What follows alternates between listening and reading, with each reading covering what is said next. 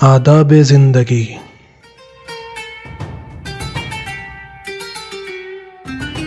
آداب خانیداری، سفر کے احکام، لباس کے آداب اور بھی دیگر آداب جاننے کے لیے دیکھیے تہذیب الاسلام۔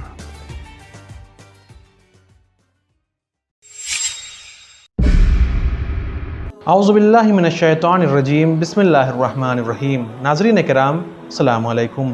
ایک مرتبہ پھر تہذیب الاسلام کے اس نئے ایپیسوڈ میں آپ سب کو خوش آمدید کہتے ہیں۔ پچھلے ایپیسوڈ میں ہم نے خواب کے سچے ہونے اور اس کے تعبیر کے بارے میں جانا تھا۔ اسی گفتگو کو آگے بڑھاتے ہوئے آج مزید معلومات حاصل کریں گے۔ حضرت رسول خدا صلی اللہ علیہ وآلہ وسلم سے منقول ہے کہ آخری زمانے میں مومن کا خواب جھوٹا نہ ہوگا، بلکہ جو جتنا سچا ہوگا اتنا ہی اس کا خواب بھی صحیح ہوگا۔ اس قول کی تحقیق یہ ہے کہ حق سبحانہ تعالیٰ نے مومن کی روح کو دوسرے پاک عالم میں پیدا کیا ہے اور اس کو انبیاء اور اولیاء کی روح سے ربط دیا ہے، عالم ارواح میں انہی کے ساتھ رکھا ہے۔ جیسا کہ بہت سی حدیثوں سے جو اس بارے میں وارد ہوئی ہیں، ثابت ہوتا ہے کہ روحوں کے گروہ اور لشکر کے لشکر عالم ارواح میں مجتمع تھے۔ جو روحیں اس عالم میں ایک دوسرے سے آشنائی رکھتی تھیں وہ اس عالم میں بھی آشنا ہیں، اور جن کو اس عالم میں ایک دوسرے سے نفرت تھی وہ اس عالم میں بھی ان سے متنفر ہیں، اور چونکہ بے انتہا مصلحتوں کے باعث ان پاک روحوں کو جسموں کے ناپاک اور اندھیرے قید خانے میں قید کیا گیا ہے، اور طرح طرح کے جسمانی تعلقات، نفسانی خواہشات اور شیطانی خیالات میں مبتلا ہو گئی ہیں۔ اسی وجہ سے اس عالم قدس سے زیادہ دوری اور غفلت ہو گئی۔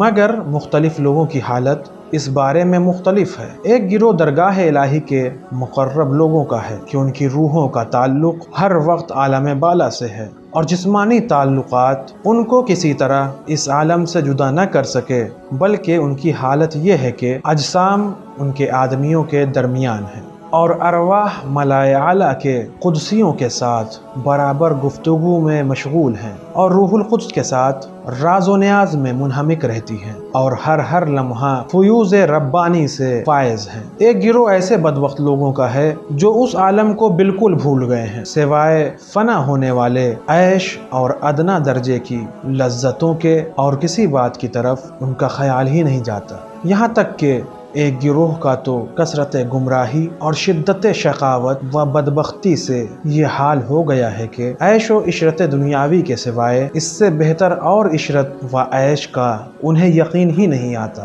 وہ پیغمبروں تک کو آخرت کے معاملے میں جھٹلاتے ہیں۔ ان کی آنکھوں، کانوں اور دلوں پر گویا مہر لگ گئی ہے، اور نیکی و نیک بختی کے دروازے ان کے لیے بند ہو گئے ہیں۔ ایک تیسرا گروہ اور بھی ہے جو باوجود تعلقات دنیا تحصیل مراتب اخروی سے دستبردار نہیں ہے۔ یہ نفس لوامہ کی لتاڑ میں رہتے ہیں۔ نفس لوامہ یہ وہ قوت تمیز ہے جسے ہر شخص نے محسوس کیا ہوگا کہ ارادہ بد کو مانے آتی ہے، اور بدی کر گزرنے کے بعد ملامت کر کے رنجیدہ و پشیمان کرتی ہے، نیک ارادے کی تحسین کرتی ہے، اور نیک کام کرنے کے بعد دل خوش کر کے ہمت بڑھاتی ہے۔ اسی قوت کا نام انگریزی زبان میں کانشس ہے۔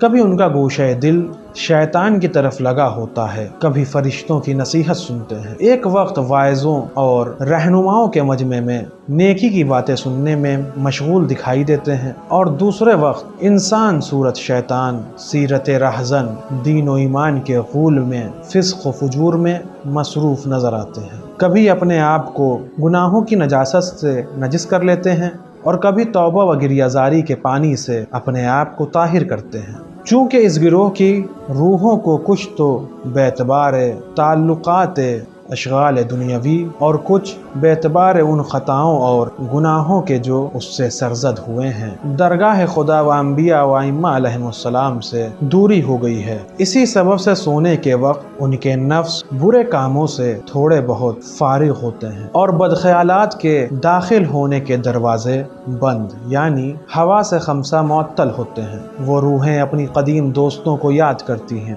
اور ان سے اختلاط کا خیال آتا ہے، اور وہ آسمان باطن کی طرف عروج کر کے قدسیوں سے باتیں کرتی ہیں۔ چونکہ رات کے اول حصے میں کچھ حالت بیداری کے خیالات بھی دل میں موجود ہوتے ہیں، اس وجہ سے اس وقت کی پرواز تعلقات و معاملات دنیاوی پر ہی ہوتی ہے، اور اس عالم سے جو تعلق ہوتا ہے وہ ناقص ہوتا ہے۔ یہی وجہ ہے کہ شیطان اس پر غالب آ جاتا ہے اور جھوٹے خیالات اور باطل تعلقات کو طرح طرح کی شکلوں میں مشکل کر دکھاتے ہیں۔ رات کے اول حصے سے جس قدر دوری ہوتی جاتی ہے، اسی قدر نفس سے عالم بیداری کے خیالات دور ہوتے جاتے ہیں، اور قریب صبح روح کی پرواز بالکلیہ عالم بالا سے متعلق ہو جاتی ہے، یعنی وہ آسمان و زمین کے مابین کی خواہشوں اور طرح طرح کی زینتوں کے خیالوں سے نکل کر عرش الہی کے نیچے مقربان درگاہ الہی کی صحبت میں پہنچ جاتی ہے۔ شیاطین کا غلبہ اس وقت ضعیف ہو جاتا ہے، اور خدا کے لطف و مہربانی سے آسمانی فرشتے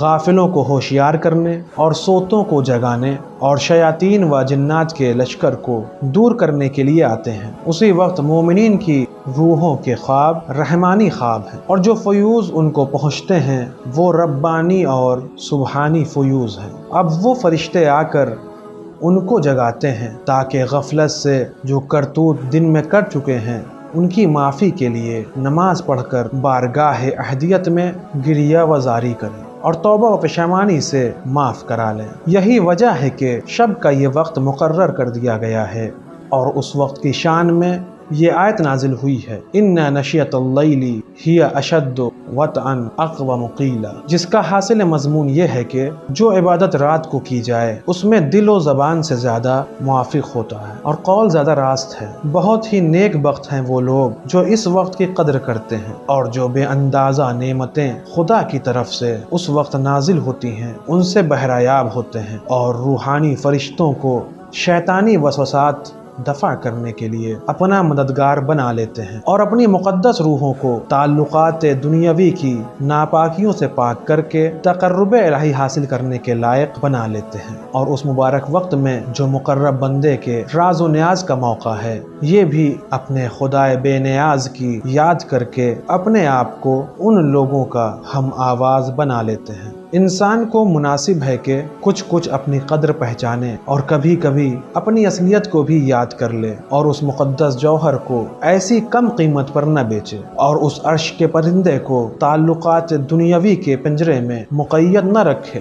وفقنا اللہ تعالی وسائر المومنین بسلوک مسالک المقربین وتنبیہ نوم الغافلین۔ یہ بھی یاد رکھنا چاہیے کہ دل کی آنکھوں پر چونکہ تعلقات جسمانی کے طرح طرح کے پردے پڑے ہوئے ہیں اور رنگ برنگ کی دنیاوی زینتیں پیش نظر ہوتی ہیں، لہٰذا بصیرت باوجود مراتب عالی کرنے کے خیالات پست کے ساتھ مخلوط رہتی ہے۔ یہی وجہ ہے کہ سچے خواب کے خیالات بھی مختلف چیزوں کی صورتوں میں دکھائی دیتے ہیں، گویا کہ ہر چیز کی شکل و صورت مناسبات کے اعتبار سے ہوتی ہے، اور اسی سبب سے جو لوگ دنیا کے دھوکے میں گرفتار ہیں ان کی ضعیف عقلوں اور کمزور بصیرتوں کے لیے کلام خدا اور احادیث انبیاء و اوصیاء میں مسئلیں بیان کی گئی ہیں۔ خیالات کی پستی کے سبب معقولات کا انہیں ادراک نہیں ہے، اور ان کا کل دار و مدار محسوسات پر ہے، تو یہ ضرور ہوا کہ انہیں معقولات محسوسات کے بھیس میں دکھائی جائیں۔ مثلاً فرمایا ہے کہ دنیا کی مثال سانپ سی ہے، جس کے خد و خال ایسے خوبصورت ہیں کہ نادان بچہ دھوکہ کھا جاتا ہے مگر اندر زہر قاتل ہے۔ یا جیسے یہ فرمایا ہے کہ جس طرح پانی جسم کی زندگی کا باعث ہوتا ہے، اسی طرح علم دل کی زندگی کا، یا جیسے زمین کی سرسبزی پانی سے ہے، اسی طرح دلوں کی سرسبزی علوم سے۔ یا مثلاً علم کو آفتاب اور چراغ کی روشنی سے تشبیہ دیا ہے کہ ان کی روشنی ظاہری تاریکی دور کر دیتی ہے، اسی طرح علم شکوک و شبہات کی تاریکی اور جہالت و گمراہی کے اندھیرے کو زائل کر دیتا ہے۔ خدا تعالیٰ اور اس کے انبیاء و اوصیاء کا کلام اس قسم کی مثالوں سے پر ہے۔ المختصر جس طرح ان لوگوں کی ضعیف عقلیں عالم بیداری میں مثالوں کی محتاج ہیں، اسی طرح ان کی کمزور بصیرتیں عالم خواب میں چیزوں کی صورتوں کی محتاج ہیں، اور ہر ایک چیز انہیں ایک صورت میں دکھائی جاتی ہے، اور یوں ہی ہر خواب ہر تعبیر کا محتاج ہے، اور تعبیر دینے والے کا کام یہ ہونا چاہیے کہ ان صورتوں میں سے معنی کی طرف اور خیالات سے واقعات کی طرف اپنا ذہن منتقل کرے۔ مثلا کسی شخص نے خواب میں دیکھا کہ نجاست میں پڑا ہے یا اس کا ہاتھ فضلے میں بھرا ہے، کامل تعبیر دینے والا فوراً سمجھ جائے گا کہ یہ صورت دنیا کی ہے جو روشن ضمیر آدمیوں کی نظروں میں فضلہ اور مردار سے بھی زیادہ ناپاک ہے، اور اس سے وہ یہ نتیجہ نکالے گا کہ خواب دیکھنے والے کے کچھ مال ہاتھ آئے۔ یا مثلاً کسی نے دیکھا کہ ایک سانپ اس کی طرف متوجہ ہے تو اس صورت میں بھی اسے کچھ نہ کچھ مال ملے گا۔